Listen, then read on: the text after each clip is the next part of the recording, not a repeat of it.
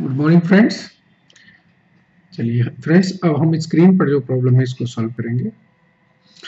Action plant manufactures normally produce 8000 units of their product in a month. In their machine shop for the month of January, they had planned for a production of 10,000 units. Owing to a sudden cancellation of a contract in the middle of January, they could only produce 6,000 units in January.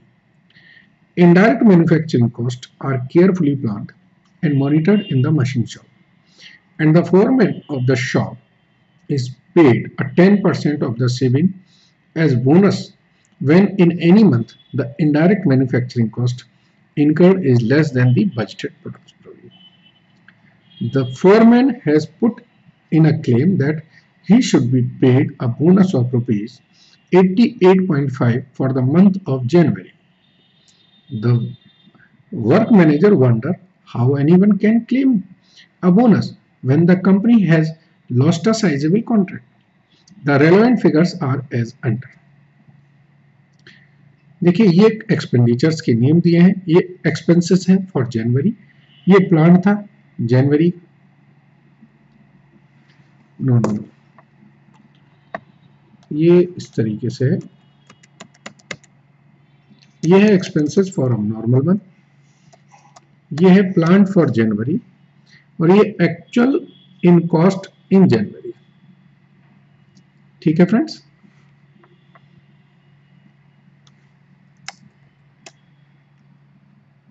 चलिए, तो ये expenditures की detail दी है।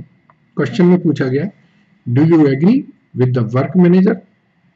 Is the work foreman entitled to any bonus for the performance? Substantiate your answer with facts and figures. ये question बहुत ही अच्छा है, इसमें क्लरिकल जॉब के अलावा लॉजिकल माइंड भी यूज करना है। तो चलिए करते हैं इस क्वेश्चन इसको। देखिए फ्रेंड्स, हमको एक तो डाटा दिया है कि नॉर्मली हमारे एक्सपेंडिचर क्या होते हैं, फिर दिया है कि हमने क्या प्लान किया था, एक्चुअली क्या है। तो हम बनाएंगे statement showing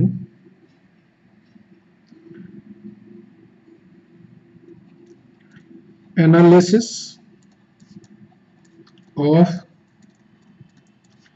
indirect manufacturing cost. बहुत ही इंपॉर्टेंट है। देखिए, यहां पर हम लिखेंगे पर्टिकुलर,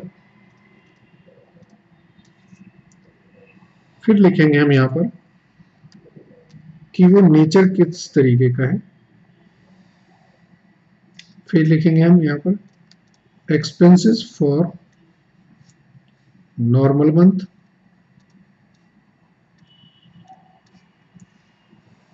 यहां लिखेंगे हम plan for January,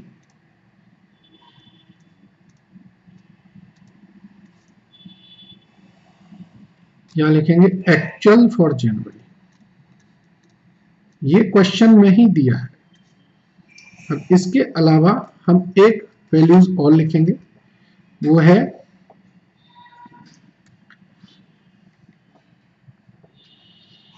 expenses as पर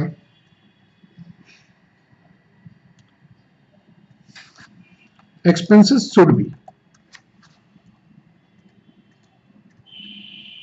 कितने होने चाहिए थे, और यहां पर लिखेंगे हम डिफरेंस। ये जो मैंने लिखा है ना, एक्सपेंसेस शुड बी, यही एक इंपॉर्टेंट चीज है। यहां पर हम यूनिट्स लिखेंगे। नॉर्मली हमारी 8000 यूनिट प्रोड्यूस होती है, हमने प्लान कितनी की थी 10,000, एक्चुअल में कितनी है 6,000, तो 6,000 के लिए कितनी होनी चाहिए एक्सपेंडिचर, वो हमें निकालना है। चलिए फ्रेंड्स, देखिए यहां पर जो ओवरहेड्स हैं, ये 3 कॉलम तो इमीडिएटली सेम टू सेम बना ले। नंबर 1 सैलरी किसकी, फोरमैन की। Number 2 indirect labour. Number 3 indirect material. Number 4 repair and maintenance. Number 5 power. Number 6 tool. Number 7 rates and taxes. Number 8 depreciation. Number 9 insurance. ठीक है friends,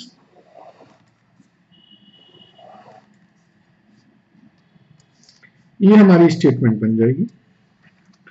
अब देखिए ये तीनों ही केसेस में 1000 है,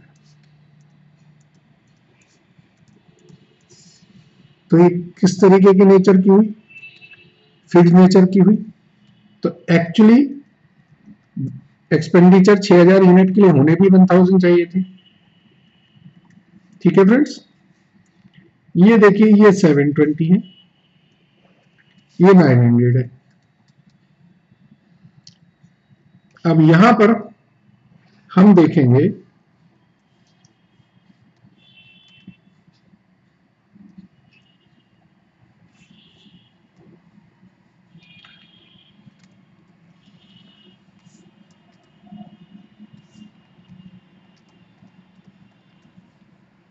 देखिए इनडायरेक्ट लेबर यहां पर है 720 और यहां पर है 900। तो इनडायरेक्ट लेबर पर यूनिट कितना आएगा, 720 डिवाइडेड बाई 8000, ये हो गया 9 पैसे। और यहां पर 900 डिवाइडेड बाई 8000, तो ये भी 9 पैसे। सो इनडायरेक्ट लेबर कैसा एक्सपेंडिचर हो गया,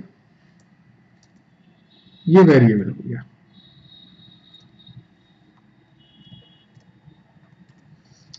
ये वेरिएबल नेचर का हो गया। ये हमने वर्किंग नोट बनाया है, उससे पता चल जाएगा। तो अब अगर वेरिएबल नेचर का है, 9 पैसे पर यूनिट का है, तो 6000 पे 9 पैसे से कितना आता है सर, ये आता है 540। तो इट मींस आपका 60 रुपए एक्स्ट्रा लग गया है। 540 रुपए लगने चाहिए थे और 600 रुपए लगे। चलिए फ्रेंड्स, सेम कॉन्सेप्ट से अब हम इनडायरेक्ट मटेरियल पे आए। इनडायरेक्ट मटेरियल यहां पर कितना था, इनडायरेक्ट मटेरियल था यहां पर 8800 और यहां पर था 1000। देख लीजिए, तो इनडायरेक्ट मटेरियल पर यूनिट निकालेंगे तो ये 8 पैसे नहीं 10 पैसे, ये आएगा 10 पैसे और ये भी 10 पैसे। तो ये वेरिएबल नेचर का एक्सपेंडिचर हो गया। और जब ये वेरिएबल नेचर का हो गया, ये 800 है, ये 1000 है। एक्चुअल में कितना हो रहा है, एक्चुअल में हो रहा है 700। होना कितना चाहिए था, 6000 पे 10 पैसे से 600 होना चाहिए था। इसका मतलब क्या है, 100 रुपए एक्स्ट्रा लगे आपके। ठीक है फ्रेंड्स, चलिए अब हम देखते हैं रिपेयर मेंटेनेंस।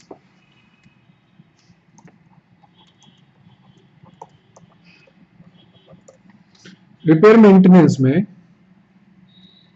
यह है 600 और यह है 650। ठीक है, अगर हम रिपेयर मेंटेनेंस पर यूनिट करेंगे, ये 75 है और ये 65 है। अब देखिए, ना तो ये अमाउंट में फिक्स है और ना पर यूनिट में फिक्स है, समझे आप? इसको मैं नोट करके लिख रहा हूं।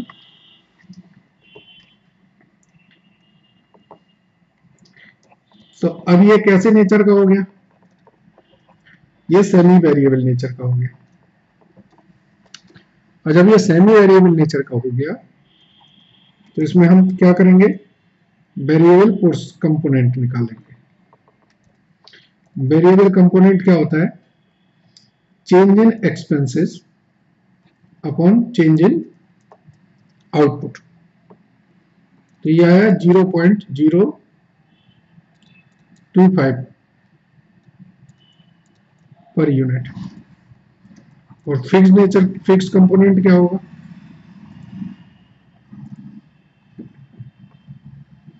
फिक्स कंपोनेंट में देखिएगा 10,000 का 0.25 650 में से ये कम हो जाएगा, तो ये 400 रुपये बचा। सो expenditure should be for 6,000 unit. क्या होना चाहिए?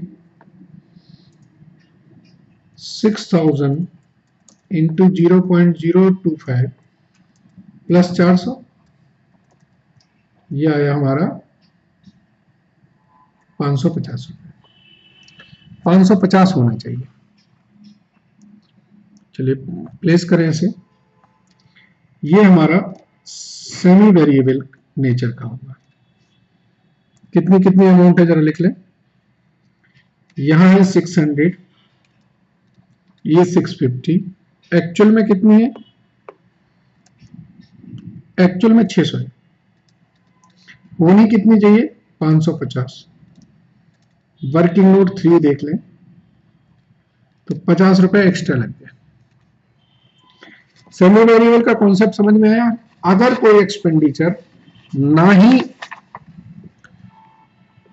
अमाउंट में फिक्स हो और ना ही पर यूनिट में फिक्स हो, पर यूनिट सेम हो तो वेरिएबल है और अमाउंट सेम हो तो फिक्स्ड है, और दोनों ही नहीं हो तो सेमी वेरिएबल है।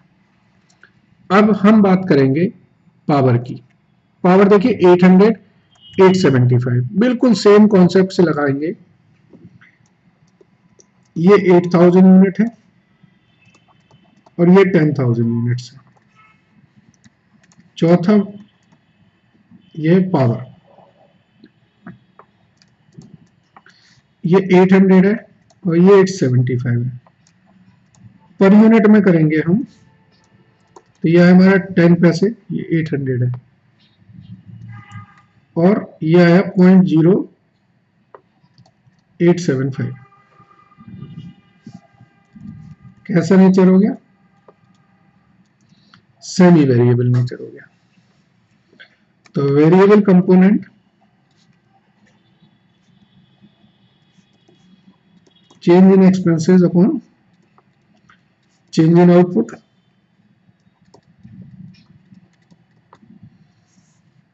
तो फिक्स कंपोनेंट कितना होगा?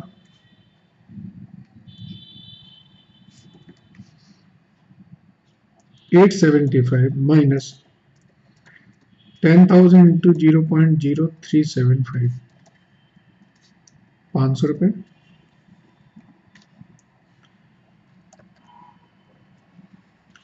Expenditure should be for 6,000 unit.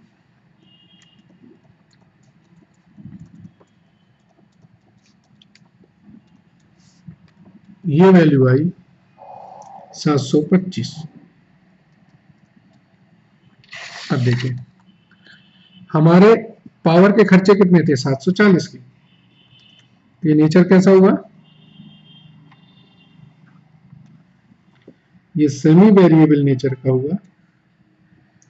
Values कितनी है लिख लें जरा। ये 800 है, ये 875 है, यहां पर 740 है। होने चाहिए थे 725। वर्किंग नोट 4 से। ₹15 ज्यादा लग रहे हैं। अब टूल्स पे चले। 5वां वर्किंग नोट हम बना रहे हैं। सॉरी पेज चेंज करना पड़ेगा। 5वां वर्किंग नोट बना रहे हैं हम लोग टूल्स के लिए। टूल्स देखें, यहां पर 320 है और यहां पर 400 है। पर यूनिट में करेंगे तो यह आएगा 0.04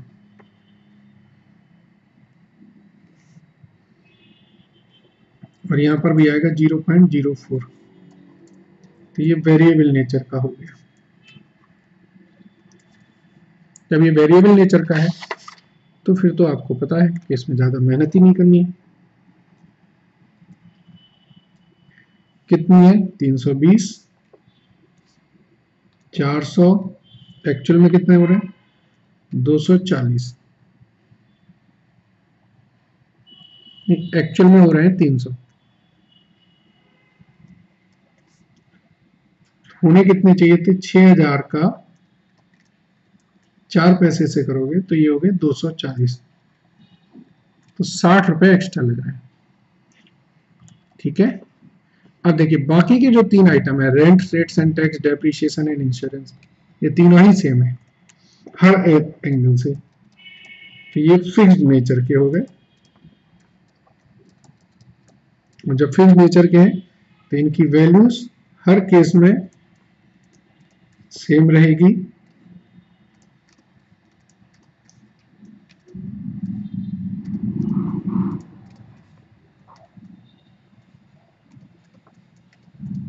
तो यहां पर कोई डिफरेंस नहीं है।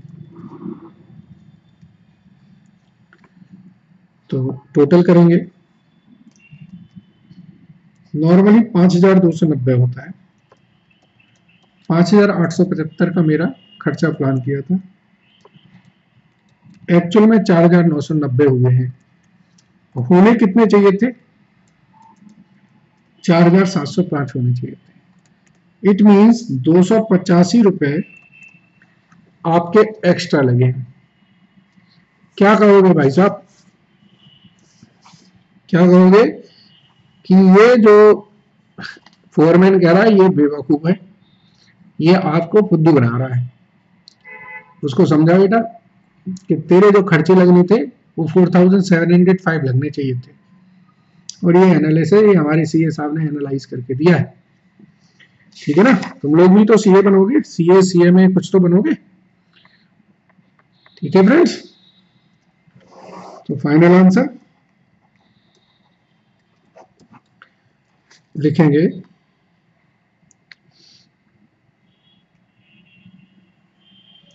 From the above statement